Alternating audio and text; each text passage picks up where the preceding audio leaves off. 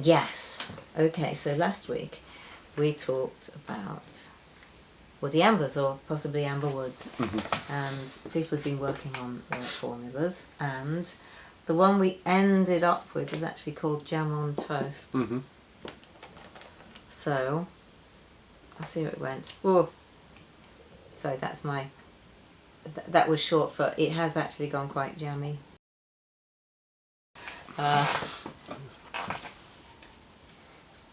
Which was sort of my response to the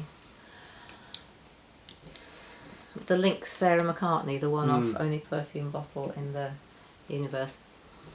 So this is woody amber with blackcurrant, raspberry and chocolate on. I am liking it. I don't think it smells, I mean this in a good way, it doesn't smell like a woody amber, it doesn't smell overwhelmingly. It doesn't jump it doesn't jump off the strip, does it? It's very... There isn't really anything in it which is a big projecting top note. But now it's starting to reveal itself to me. Yeah. I think I could wear that. Wow, yeah. I think I could wear that. Yeah, me too. So what I didn't publish yet though is the jammy part of the fragrance. I did the King Street part, the woody ambers, and then I did the woods part. Oh yeah, it's getting... it's still developing. Yeah. I might possibly consider it. I did actually wear... I wore Complicated Shadows today. I wore Complicated Shadows today as well. Are we twins? But yeah, I can still smell the Complicated Shadows. I won't put it on top, I'll put it on the back. Yeah, Complicated Shadows is a real... Young people these days, authors, don't know about perfume bottles that don't have sprays. Because, you know, what we used to do when we was kids, the perfume bottles would come like this and you go... Yeah. That's what you did. So, that's what you do. Do it. Cheers. So that's King Street. King Street so named because it's the main street in Hammersmith, but also all high streets smell of mostly young men in woody ambers. I made a woody amber fragrance, like a base for last night's big event up on the 36th floor of the tower by Liverpool Street Station, and that went down a storm and people customised it, but some people chose to have it by itself. This is good. This is really good. Thank you.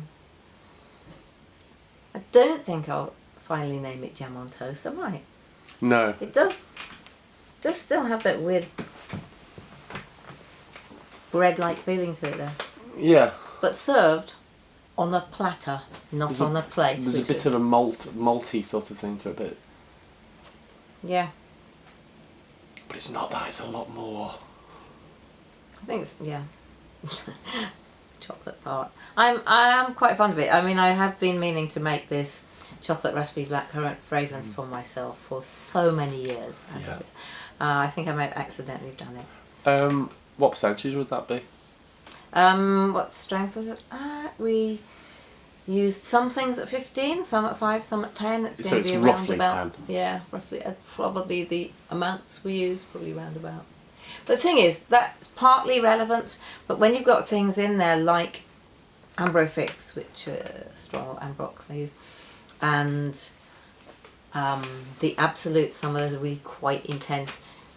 It feels stronger than some other things that you might have at 10%. So then you have to check how. I was actually gonna say I'd be interested to dilute it further. Oh yeah. I just think it might make it jump a bit more. Open it. Yeah. Up a little bit. Yeah, good point. I'm going to remake it anyway. I'll make it up properly. Oh, what's that? This is King Street. So this is the actual Woody Ambers fragrance we did in Woody Ambers #1 film. No, Woody Ambers #2 film. So this is the Woody Amber molecules. It's not jumping at me. Lavender in? Oh, it is. It's the big things which sit on the skin, particularly since it's already in the jam on toast one. So you smelt that already. So now this won't be so obvious. But that sits there behaving itself. You wanted it to yell a bit louder, you'd have to add other things to it. Like, for example, this, which I do believe we named most poetically Woody Bit. It's getting towards that part of the year when I just run out of mind space. I had a phone call from somebody this week and said, would you like to consider doing this or that? I said, you know, there's just no space left in my head. Can we talk next year? She did laugh. Because it's just true. I don't think anyone... I've got there as well. Yeah. We've just... How many days have you got left? What is it? The 9th. It's the 9th. It's also like people getting in touch and going, oh, I'd love to... It would be great to see... to get a catch-up in before Christmas. And I go, yes, but... I was like, after Christmas is also great. Yeah. Well, we've got 22 days left until the end of the year. It's like, it's full. Yeah.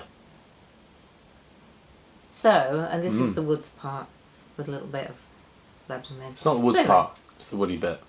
Sorry. Yeah. It's the woody bit. Do-do-do-do-do-do-do. Okay, so that's the recap. But what I wanted to talk about today is those technical terms we use when we're measuring either a tiny, tiny amount of material or a substantial quantity. Yeah. The Smidgen and the Shedload. Yeah. Which, if people either watch our videos or come to our Zooms and hang out a bit on Scenthusiasm, international students will pick up the term Smidgen and Shedload. And the reason I wanted to cover it this time is because, particularly since we're talking about woody ambers, but other materials, other topics have come up, and people have said, oh, I've tried that material and it's always ruined my composition, so I don't use it. And the answer to that is, well, is a question, which is, how much did you put in? And then the next thing is, how about you dilute it down to like 1% and you add it drop by drop? Because we're on the slope of psychophysical function again. We're on the slope. If something has a high slope, you put a little bit in, it's fine. A little bit in, put a little bit more in, and it takes over. And that happens. It's not a relationship. It's not a linear relationship. If you add twice as much, it doesn't smell twice as strong. Human perception is not like that. If you add 10 times as much, it doesn't smell 10 times as strong. No perfumery materials do that. But it would be so expensive to try and test it so that you had a table of results. It's actually less expensive. It takes less time just to keep doing experiments till you've got where you need to be. So there is no way you can look this up. You have to get it through experience. Annoying though that may be for people who want to be able to make perfume. Not to learn to make perfume, but now. Which is everybody when they start. So, if I make perfume now, how do I make perfume now? How do I know how much to put in? Well, you don't, you practice. I've gone and given myself like a scratchy throat by yelling. Yeah. Because of course, you know, it's a craft, isn't it? It's a craft that takes time to... Yeah. You have to... well, you have to just... You get better at it. You do it, get better. You think, well, how... Surely you can just do it. Why? It's not like learning, I don't know, woodworking or something where you have to judge how to hold the lathes. No, you don't hold lathes, so you spin things on lathes. Spin lathes, yeah. The thing that you... Yeah. I don't do woodworking. But, you know, practicing... I think it's like learning, say, Japanese. Unless, of course, you're Japanese. That would be different. But, like, as Europeans learning Japanese, you might learn a lot of words. Like, people get a lot of materials. Oh, it smells like that. But how do you put them together? And which ones are appropriate in the right place? And, you know, that. It just takes a while. Yeah. And you get better at it. So, But learning when to put in a Smidgen and when to put in a Shedload, partly experience, but also partly, if something smells really intense, you're talking Smidgen. And even if you really, really like it, Smidgen. Whereas if something smells very soft and gentle and you can hardly smell it at all, you may want to use a Shedload. But using a Shedload won't make you smell it anymore. No, not necessarily, because that is where the low slope comes in, and if you add 10 times as much, it might smell 1.01 times stronger. Well, I mean, you know, there are some ingredients where even if you smell it at 100%, it's still barely there. And sometimes if you smell it 100%, it's actually more difficult because it's so dense. Yeah. You don't get any space. But okay, well, Yes. but there are some ingredients that are just very subtle. And they will always be subtle, no matter how much you put in. Yep. So, for example, me with Hedione. Why would I might smell Hedione and think can't smell it?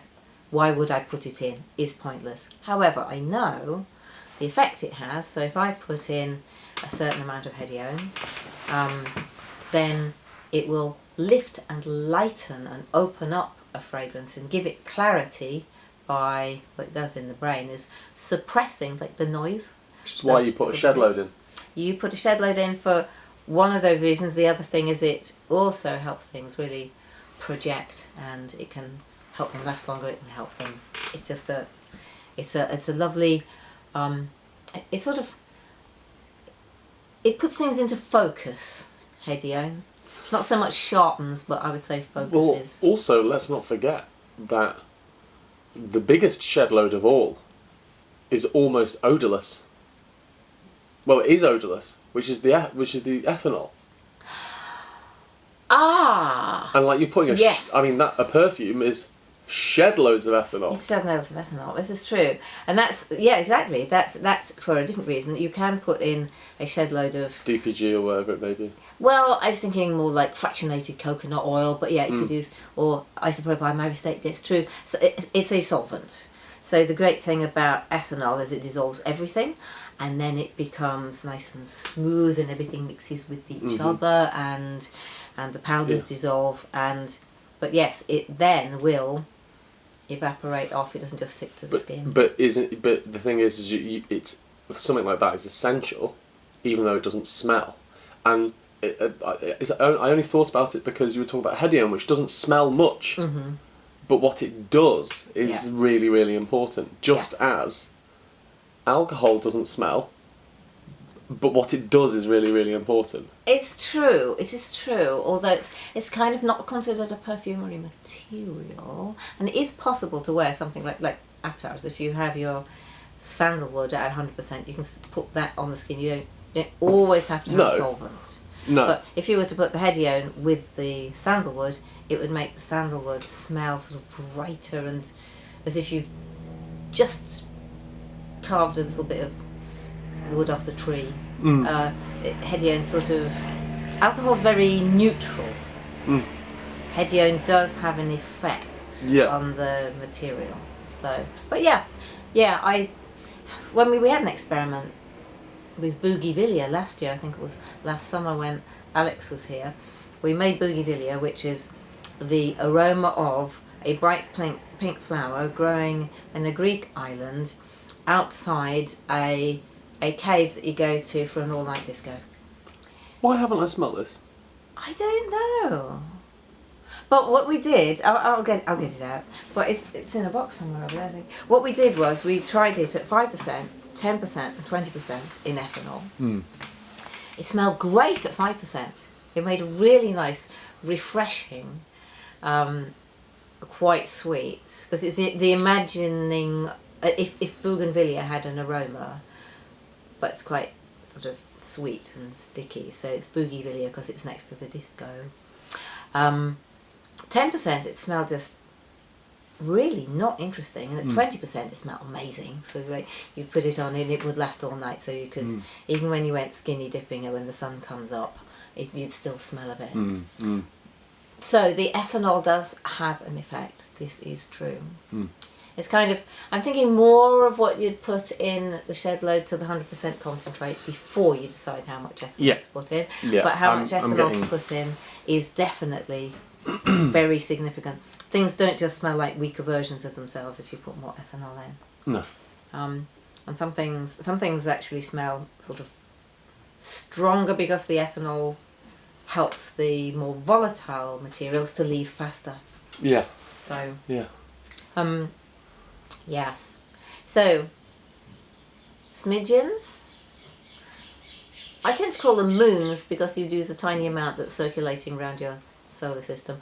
But our friend Jay Patel, who's just launched his brand, he said, no, they're actually more like shooting stars. Mm-hmm. And I think he's right. So I'm going to have to incorporate shooting star into the solar system. But, so the answer, if something is starting to dominate, it's quite simple. The answer is, don't throw it out. Don't stop using it. Just dilute it down and down and down. And add it by the drop, by weight, measure it by weight. But you can, even if you think, for example, on the Amber Woods thing, you think you can't ever use Amber Extreme, you can use it to the point where you can hardly smell it, but it really gives richness and warmth to something that previously was a little bit flat. Yeah. So I say that smidgens are, I think, can be really important. Yeah. And don't give up on the material just because you think it's too strong. How do you decide? I think maybe I know the answer to this. This is a two-part question. First part: do you recommend formulating perfumes with diluted materials, pre-diluted materials, rather than 100% strength? When you're starting out, absolutely, definitely. Yeah. What's part two? And part two is, how do you decide what strength to dilute your materials to? Good. So, when you start out, there are various reasons why dilution is a good idea.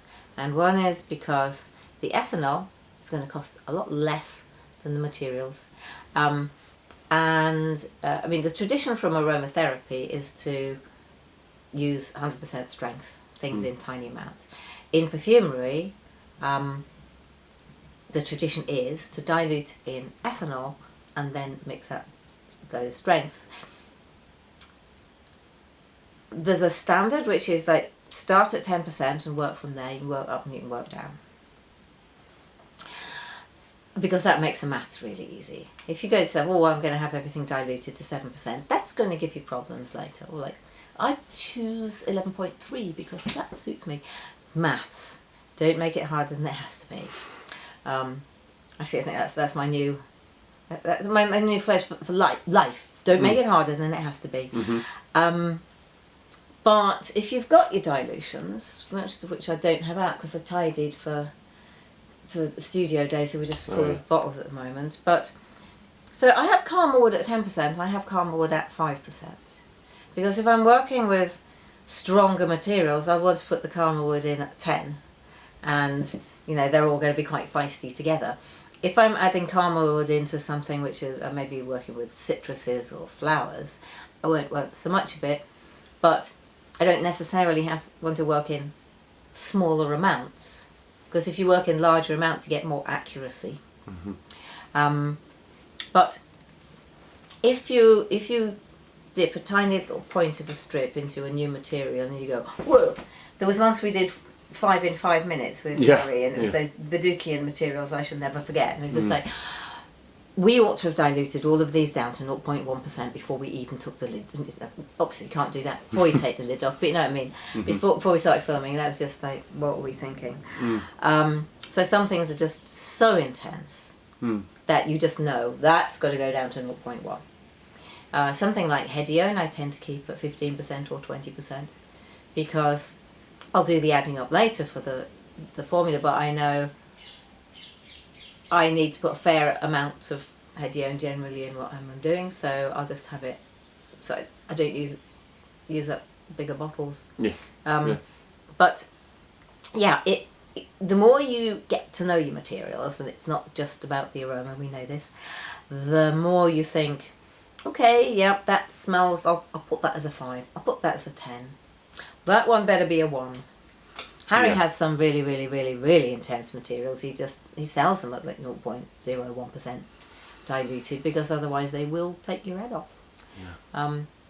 And it's fine when you're making 20 kilos at once and you put a gram in. Yeah.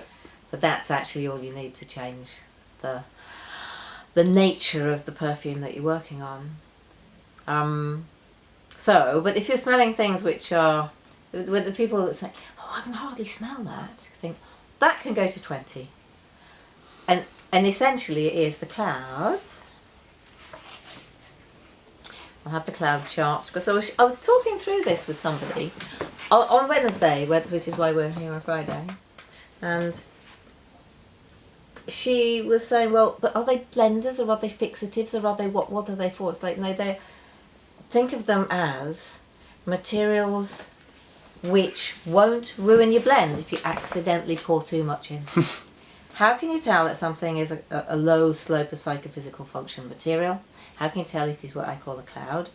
That is a material where you think, oh, I lost count, and I meant to put 8 in, I've put in 20.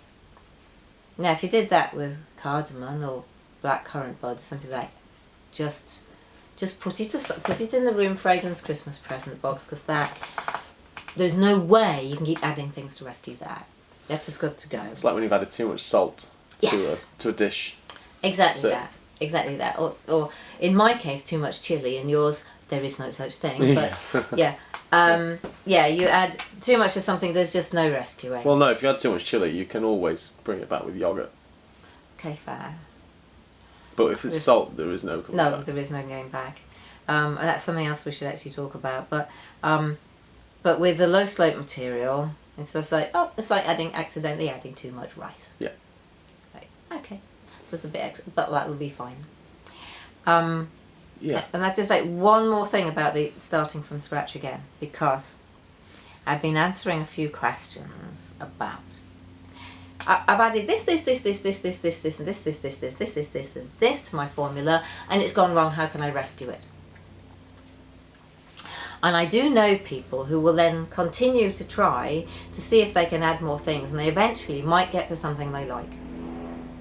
However, probably half the things in there are not necessary, because it's like if you say, okay, what's the best way to get to Watford or whatever, and we say, well, okay, the best way to get to Watford from here would be to go up to the North Circular and then like that round the top, and then go up the A1 M1 there. And somebody else might say, oh yeah, but I went to Watford once. What I did was I drove to Lambeth and I did it, and then I realised I'd gone wrong. So I drove all the way, I went to Croydon, and then I went round the M25 and I got there that way. Mm-hmm. You think, okay, fine, you've got there, but you genuinely wouldn't recommend to anyone else that that's the way you should go. Yeah, and you've wasted a lot of petrol. Yeah. But if somebody's like, oh no, but that's my route, that's what I took, and I made my way back there, because rather than turn around having realised that Lambeth was the wrong direction, should have gone back, started again. And a lot of people are very reluctant to do let's cut my losses, mm-hmm. I made a mistake, and they might get there eventually, but maybe half the materials in there were unnecessary, mm-hmm. and they're just cancelling each other out. Mm-hmm. So I genuinely say, by all means, take a thing, put it aside, take your thing, don't have to throw it away. Unless it's really got like 10 times too much blackcurrant bud in, but put it to the side. Start again. See if you can take the shortest route. Because in the end, if you launch this thing, would you rather compound the direct route to Watford? Would you want to go putting in all these extra expensive things that you might not need to get there? And how do you know which ones of them you didn't need? But that's why Calkin and Jelinek say take the shortest route. So, there's some very higgledy-piggledy ways of getting to results. Sometimes you don't need all those steps. Basically, I've been answering a few questions. Matters arising, that was me answering the matters arising that have come up. on the Patreon this month. Can you, for those people who keep hearing the phrase and going, what's she talking about?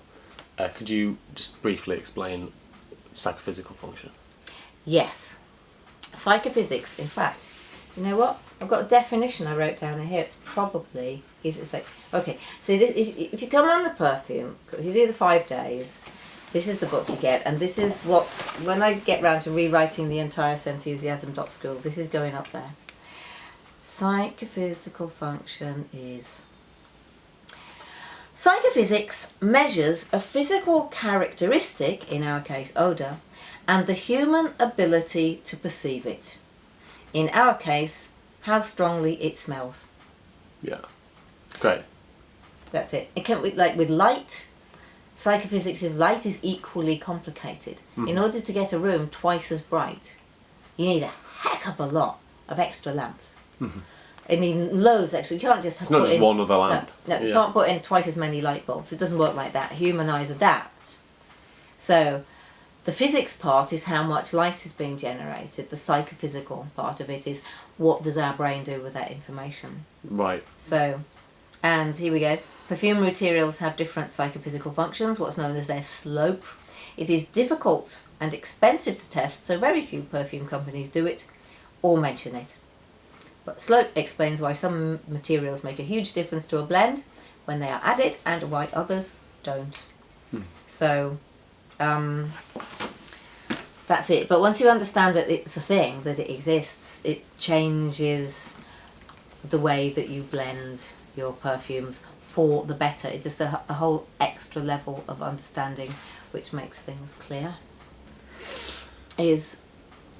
That's it. Which will eventually become an instinctual sense. Yeah, exactly. The more you get to know it, and when sometimes I think probably there'll be people who watch this, get this far.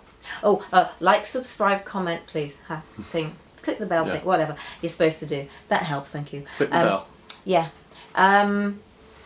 But there will be people who have done a lot of perfumery who are just thinking, oh, well that's what it does.